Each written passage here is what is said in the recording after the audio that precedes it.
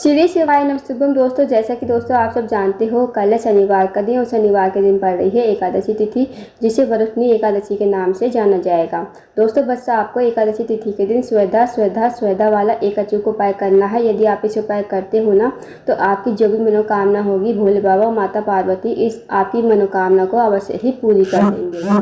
साथ ही दोस्तों आप सबको बता दें कि जो एकादशी तिथि की शुरुआत है वो 3 मई को रात के 11:25 पर और इसका जो समापन है 4 मई को यानी कि शनिवार के दिन रात के 8:25 पर इसका समापन हो रहा है। तो दोस्तों उदया तिथि के अनुसार जो एकादशी तिथि का व्रत रखा जाएगा वो 4 मई यानी कि शनिवार के दिन रखा जाएगा। तो दोस्तों इस उपाय को, स्वेधा वाले उपाय को जरूर कीजिएगा एकादशी तिथि के दिन। अगर आप कोई उपाय नहीं कर सकते एकादशी तिथि वाले दिन, तो आप इस उपाय को करके देखिएगा। जो भी आपकी मनोकामना होगी ना, वो 24 घंटे के अंदर जरूर पूरी हो जाए। पूज्य गुरु जी कथा को सुनकर उपाय को अच्छे से समझाने का प्रयास करेंगे। तो आइए दोस्तों जानते हैं उपाय कैसे करना है।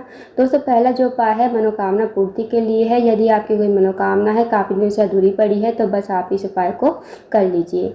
इस उपाय करने के लिए आपको लेना है सिर्फ 1 लोटा जल, और 1 लोटा जल आप लेकर चले जाइए शिव जी के मंदिर में। इस उपाय को आपको सुबह के टाइम पर ही करना है, 4 मई शनिवार के दिन। आपको चले जाना है शिव जी के मंदिर में। शिव जी के मंदिर में जाकर सबसे पहले आपको 1 लोटा जल शिवलिंग के ऊपर श्री शिवाय नमस्तुभ्यम कहते हुए समर्पित कर देना है। उसके बाद दोस्तों आपको वहीं पर बैठना है, मतलब शिवलिंग के पास ही बैठना है, और आपको एक नाम बोलना है 3 बार, स्वेधा स्वेधा स्वेधा। ये नाम आपको 3 बार बोलना है। ये जो नाम है ना दोस्तों स्वेधा, ये पार्वती जी का नानी का नाम है। यदि आप इस नाम को भगवान भोलेनाथ और माता पार्वती के सामने बोलते हो तो वो बहुत खुश हो जाते हैं और आपकी जो भी मनोकामना होती है वो अतिशीघ्र पूर्ण हो जाती है। बिना मांगे ही आपकी मनोकामना पूरी हो जाती है। पर दोस्तों एक बात का ध्यान रखना, जब आप इस नाम को बोलोगे ना, इस नाम को बोलने के बाद सीधा आपको अपने घर पर आना है। आपको मनोकामना नहीं बोलनी है, बस आप इसको ये नाम बोलकर अपने घर पर आ जाना है। तो दोस्तों इस उपाय को अवश्य कीजिएगा। एकादशी तिथि के दिन करने वाला बहुत ही अचूक एंड विशेष उपाय है। साथ ही दोस्तों जो महिलाएं, जो बहनें मंदिर नहीं जा सकती एकादशी तिथि के दिन, या फिर वो मंदिर ही नहीं जाती हैं, तो उन्हें क्या करना है।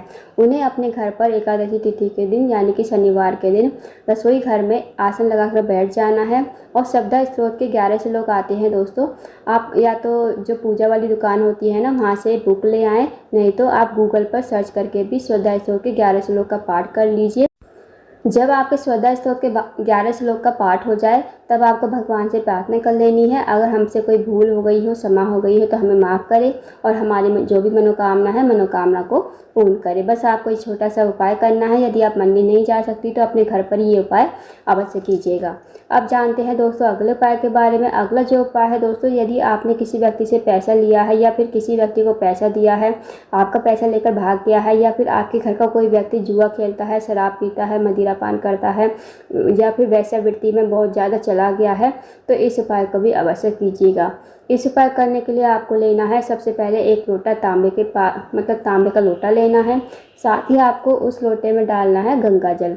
आपके पास जितनी भी मात्रा में गंगा जल हो आपको लोटे में डाल देना है। अगर गंगा जल नहीं है, 1 बूंद भी गंगा जल है तो 1 बूंद डालिए और बाकी का जल से भर लीजिए। साथ ही आपको लेनी है दोस्तों 7 बेलपत्री। अब जो आप 7 बेलपत्री लोगे ना, वो कहीं से कटी पटी खंडित नहीं होनी चाहिए। अब आपको 7 बेलपत्री को लोटे के जल में डाल देना है। फिर आपको चले जाना है शिव जी के मंदिर में। शिव जी के मंदिर में जाकर सबसे पहले आपको जाना है दोस्तों नंदी बाबा के पास। जहाँ भी मंदिर में नंदी बाबा हो वहाँ पर आप चले जाइए। अब आपको देखना है नंदी बाबा का जो उठा हुआ पैर होता है ना, आपको उठे हुए पैर पर जितना भी आप लोटे में गंगा जल लेकर आए हो, वो पूरा का पूरा जल आपको नंदी बाबा के पैर पर समर्पित कर देना है श्री शिवाय नमस्तुभ्यम कहते हुए। और जो 7 बेलपत्री हैं वो आपको समर्पित करनी है शिवलिंग के ऊपर। अब आप शिवलिंग के पास चले जाइए और 7 बेलपत्री को आपको एक एक करके शिवलिंग के ऊपर समर्पित कर दीजिए श्री शिवाय नमस्तुभ्यम कहते हुए। उसके बाद आपको मन ही मन मनोकामना बोल देनी है। जो भी आपकी मनोकामना है, जो भी व्यक्ति आपके घर का जो भी व्यक्ति गलत संगत में चला गया है, मदिरा पान करता है, जुआ खेलता है, तो उसके लिए प्रार्थना कर लीजिए। या फिर कोई व्यक्ति आपका पैसा लेकर भाग गया है, पैसे वापस नहीं कर रहा है, तो आप महादेव से प्रार्थना जरूर कर लीजिए। फिर आपको प्रणाम करके विनती करके वहाँ से आ जाना है। दोस्तों इस उपाय को जो है 5 एकादशी लगातार करके देखिए, आपको ज़रूर फ़ायदा देखने को मिलेगा। तो इस उपाय को भी अवश्य कीजिएगा। अब जानते हैं दोस्तों अगले उपाय के बारे में। अगला जो उपाय है दोस्तों वो बहुत ही ज़्यादा विशेष है। अगर आपकी कोई मनोकामना है धन को लेकर, व्यापार को लेकर, नौकरी को लेकर, या फिर आपके जीवन की कोई अधूरी मनोकामना है, काफ़ी दिन से अधूरी पड़ी है, पूर्ण नहीं हुई है, तो इस उपाय को भी अवश्य कीजिए। इस उपाय करने के लिए आपको लेना है 5 कनेर के फूल। जो 5 कनेर के फूल लोगे ना दोस्तों वो पीले कलर के होते हैं और भगवान शिव को अति प्रिय होते हैं। तो आपको 5 कनेर के फूल लेने हैं। साथ ही आपको लेना है 1 लोटा जल तांबे के पास में। अब आपको चले जाना है शिव जी के मंदिर में। शिव जी के मंदिर में जाकर सबसे पहले आपके पास जो 5 कनेर के फूल हैं वो आपको 5 स्थानों पर समर्पित करने हैं। सबसे पहला जो स्थान है दोस्तों वो है गणेश जी का। और दोस्तों आप सबको पता होगा कि शिव जी का जो पूरा परिवार है वो जलाधारी पर ही विराजमान है। तो आपको सबसे पहला फूल कनेर का वो आपको गणेश जी के स्थान पर समर्पित करना है, श्री शिवाय नमस्तुभ्यम कहते हुए। आप दोस्तों गणेश जी का जो स्थान होता है जलाधारी के राइट साइड पर होता है, तो वहाँ पर आपको पहला कनेर का फूल समर्पित कर देना है, श्री शिवाय नमस्तुभ्यम कहते हुए। आप जो दोस्तों दूसरा कनेर का फूल है वो आपको भगवान कार्तिक के स्थान पर समर्पित करना है। भगवान कार्तिक का जो स्थान होता है जलाधारी के लेफ्ट साइड पर होता है, तो वहाँ पर आपको दूसरा कनेर का फूल श्री शिवाय नमस्तुभ्यम कहते हुए समर्पित कर देना है। अब जो दोस्तों तीसरा फूल है वो आपको माता असुरसुंदी के स्थान पर समर्पित करना है। माता असुरसुंदी का स्थान होता है वो जलाधारी के बीचों बीच में होता है। दोस्तों माता असुरसुंदी जो है शिव जी की सबसे छोटी और प्रिय पुत्री है, तो वहाँ पर आपको तीसरा कनेर का फूल समर्पित कर देना है, श्री शिवाय नमस्तुभ्यम कहते हुए। अब जो चौथा फूल है वो आपको पार्वती के हस्तकमल पर। अब दोस्तों पार्वती का जो हस्तकमल होता है आपने देखा होगा नीचे गोल गोल कटी भाग होता है, तो वो जितना भी गोल गोल कटी भाग होता है ना दोस्तों वो पूरा का पूरा पार्वती माता का हस्तकमल होता है। तो वहाँ पर आपको चौथा कनेर का फूल समर्पित कर देना है। अब दोस्तों जो 5वां कनेर का फूल है वो आपको अपने हाथ में रखना है। भगवान से प्रार्थना करनी है कि हे महादेव मेरे जीवन की ये मनोकामना है, मेरी ये मनोकामना को आप पूर्ण करें। तो आपको प्रार्थना करते हुए आप अपने अकॉर्डिंग प्रार्थना कर लीजिए।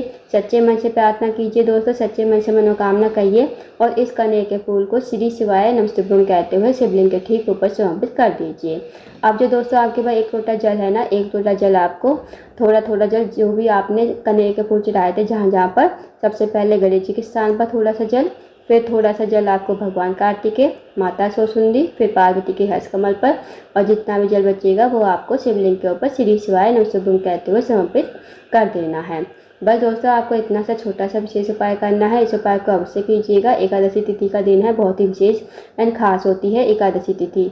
तो दोस्तों वरुणनी एकादशी है तो इस उपाय को अवश्य कीजिएगा। दोस्तों ये थे कुछ विशेष उपाय जो आपको एकादशी तिथि के दिन करने हैं। इन उपाय को अवश्य कीजिएगा। अगर आपको जानकारी पसंद आई हो वीडियो को लाइक करें, शेयर करें, चैनल को जरूर सब्सक्राइब करें। कमेंट बॉक्स में श्री शिवाय नमस्तुभ्यम हर हर महादेव जरूर लिखें।